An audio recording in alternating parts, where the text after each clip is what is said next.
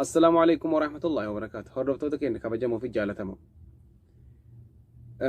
Akkuma gaafachaa turtanirra qophii tokkoon qabadhee isin dhiyaadhe. Qophiin kunis haala kamiin feesbuukiin namattu na wajji fayyadamu jira warri jettan har'a furmaata isaa qabadhee isin dhiyaadhe.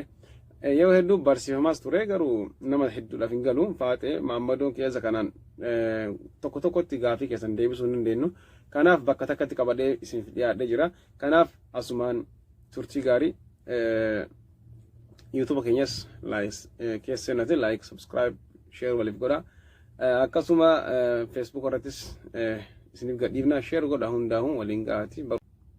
Akkasuma barumsi asirratti isin barsiifnu waan argachuuf osoo hin taane isinuma barsiisudha. Akkuma isin sammuun keessan jeeqamee hedduu yaaddofneef akka isin barattanii irraa barumsa argattan yeroo irraa barattan kana nama hin beeknes barsiisa.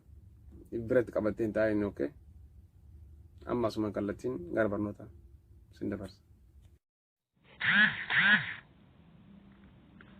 Amma kallattiin gara Facebook takka seentanii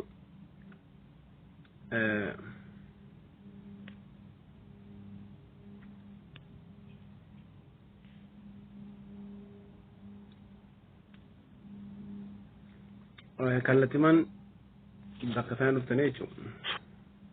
Achirra cuqaaftanii xiqqasha ol harkiftanii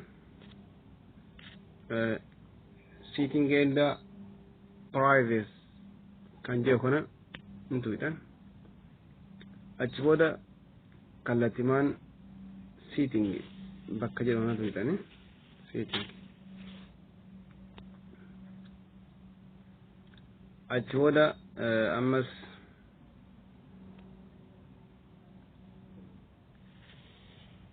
isa kana tuitanii jechuudha.